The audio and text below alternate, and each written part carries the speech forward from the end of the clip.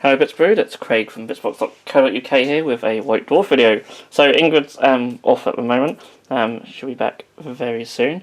So you're stuck with me for this month's White Dwarf. So this is January 2020, can you believe it? 2020 already. This is a cover from the subscription, so as always you get a nice piece of artwork. So yeah, this is for the sort of Sky Battle sort of mini game, and the rest of the rules are in this one, which we'll check out in a minute. So as always, open it up. So new resolutions, and they give you a little Warhammer resolution sheet in the back of the magazine, which we'll look at in a minute. You've got your White Dwarf team as always. Contents, which we're going to see very soon anyway. So as always, start with contact and miniatures that people have sent in, and as always they're beautiful. A little bit about painting some colours for AdMech. And that is absolutely gorgeous, the Ultramarine Intercessor. Model of the month is this Orc Knight. Massively converted Knight to be a massive Orc sort of construct. Really cool. There's no reason why you couldn't use the Imperial Knight rules and have a full sort of Orky big Walker army. So World of Warhammer, Phil Kelly is talking about bases and how they can bring your armies to life. So really cool, showing some heroic bases there. And later on there is a section on sort of base and masterclass. So in the 40k we have some extra rules for Kill Team. So some kill teams earn fame or infamy for waging a particular style of skirmish warfare. Experts in their field have become notorious for fighting on their own terms, be they daring guerrilla fighters, fanatical zealots, or vicious headhunters. And there's different rules. Now I'm not too familiar with kill teams, so bear with me. There's like guerrilla, headhunter rules, dread, covert. Some missions. So these are narrative play missions. Absolutely loads of them. So last was Silent Kings. So it was all about Necrons. And then we have a section on urban battlefields, so all about your city fight battlefields and how to paint and base your miniatures to suit that. I can't say I'm a massive fan of like all the base rims having like Steel Legion drab, especially if you're in like a sort of urban sort of area. I'd much rather see like a grey or a black, for example. But yeah, some really cool sort of schemes, very sort of drab colours, some sort of dark greys, and dark blues and such, and all little conversions as well. So looking very cool. Some more examples here, some eliminators, really cool battle wagon, and some knights and AdMech. The Age of Sigmar section now. So got some fiction, so that carried on Overlords. It's all to do with the Sky battles, of course, Skies of Slaughter. So the second part of the rules for this, now this is big, so there's a lot to this. So of course last month we had the basic rules and a couple of data sheets. Now we've got little bits for some more special rules, some missions, so quite a few missions, stuff for a campaign, and then just loads of war scrolls for stuff you can use. So you can use the Lord Selston on Star Drake or a regular Star Drake. You got the Free Guild General and Battle Mage for Cities of Sigmar on the Griffins, so you can use them as well. You can use the Sorceress on Black Dragon or the Dreadlord on Black Dragon, which is really cool because I have one of them miniatures that doesn't really see battle very often. The Leviathan, even the Alopex can be used. You got the Phoenix, Flamespire and Frostheart Phoenixes. The Anointed on them phoenixes as well. You've got the frigate and the gun hauler for your Caradron overlords. You've got bloodthirsters. I don't know much about what these rules do, so have to read the rules properly. The Lord of Change is there as well, the Demon Prince. Got a Chaos Sorcerer Lord, or a regular Lord on the Manticore.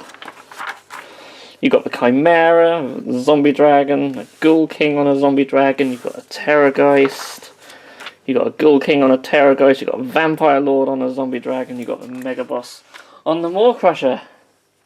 So yeah, loads of stuff that you can use in this game, which is very cool, and no doubt they'll add more in the future as well. So maybe it's something that we might give a go.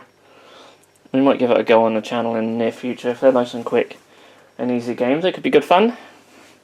Rules of engagement now. So Jarvis Johnson is talking about the 3 ways to play the games in Age of Sigmar. So open, matched, and narrative play. So there's little bits on that, and then we have a tale of 4 warlords. So we're going back to the Age of Sigmar warlords this time. A big sort of battle in Warhammer world between them. So starting with the Stormcast Eternals, got a little bit on how to paint their creatures, and then you've got the Dracolines there. Every army actually has their full roster listed with the points, which is really cool. But it's quite interesting because there's 2,700 points of the Stormcast, yet 1,500 points of Nurgle.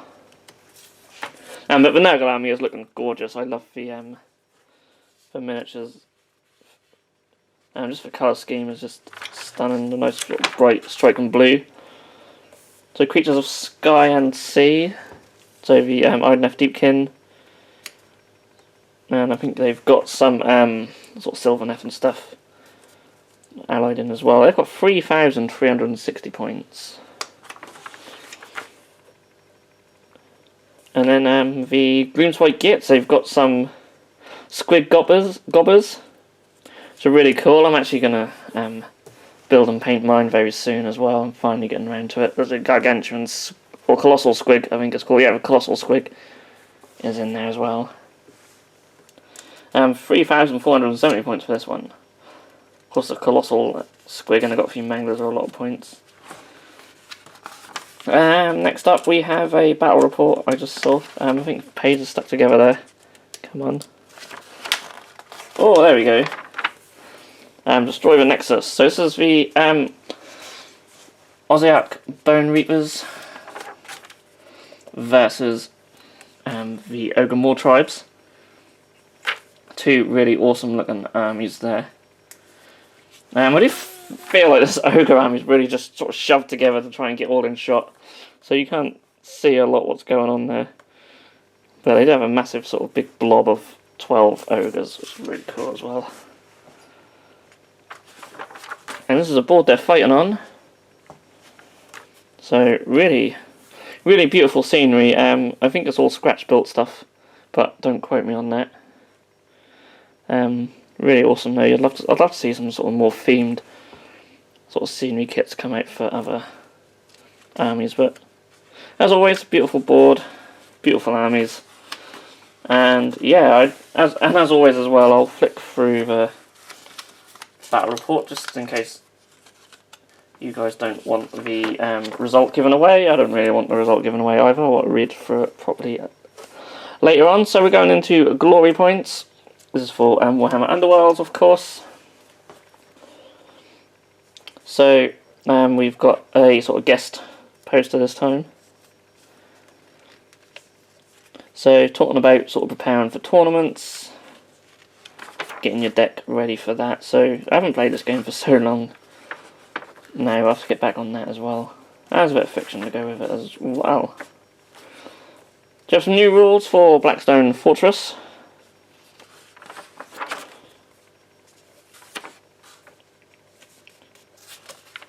So some different stages and combats there.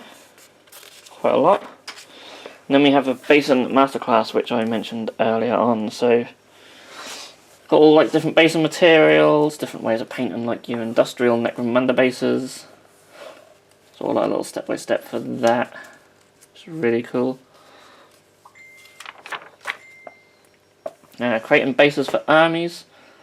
So how to sort of do a themed base to match your whole army. I really like these. I quite like these sort of big bases that are quite busy with lots of broken stuff on them. It's something I should really do more myself. And these Black Legion bases are lovely.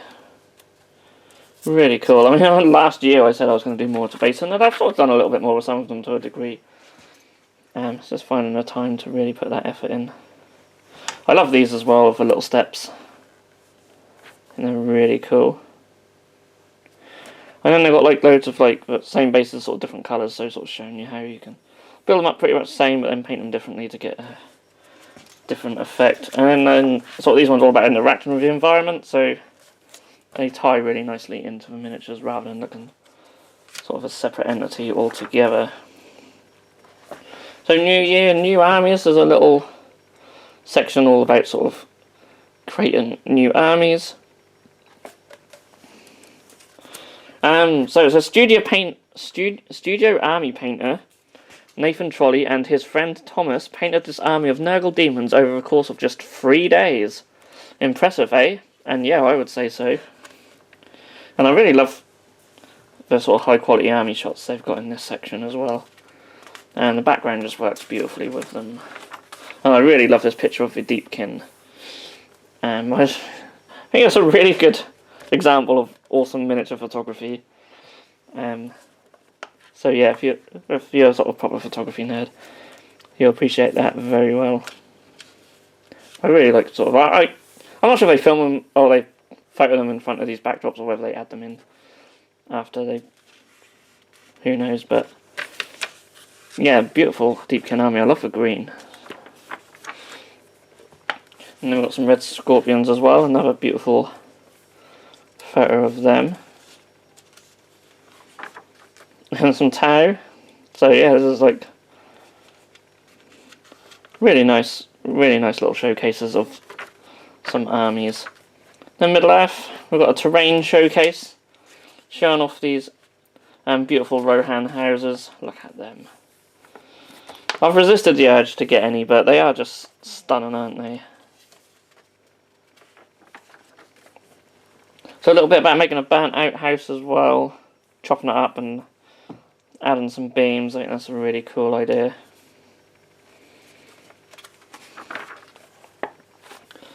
So a little bit about Blood Bowl. So some extra match special rules. And then inside the studio, so we've got another lieutenant, because you can never have enough, and a Space Marine there. We've got some Aeronautica Imperialis Orc bombers, some more Tau down the bottom, and then yeah, the Warhammer resolutions thing. So you can sort of write in which model and what points you get. They've got a little thing down the bottom, like you get 2 points per monthly challenge, so you'll have a hero, a unit, or a monster/vehicle. 10 points for completing all 12 months. 2 points for each set completed throughout the year, which is 1 hero, 1 unit, 1 monster. And 1 point for each bonus hero, unit, or monster. So yeah, they really just want you to get loads of stuff and paint them, of course. Next month, Dakbad's Iron Suns. So something orky. But we will see. So yeah, that was White Dwarf. January 2020. And yeah, very interesting. I'm very interested in reading through properly the Sky Battles rule set. I'll get last month's together. Have a good old read through the rules, and then maybe we'll film a few games of that in the future. We have some more Warcry planned as well, and of course our Necromunda campaign. And yeah, so hope you enjoyed this video. Ingrid should be back for the next one next month, so you don't have to put up with me much more. And I will see you all again very soon. Thanks for watching.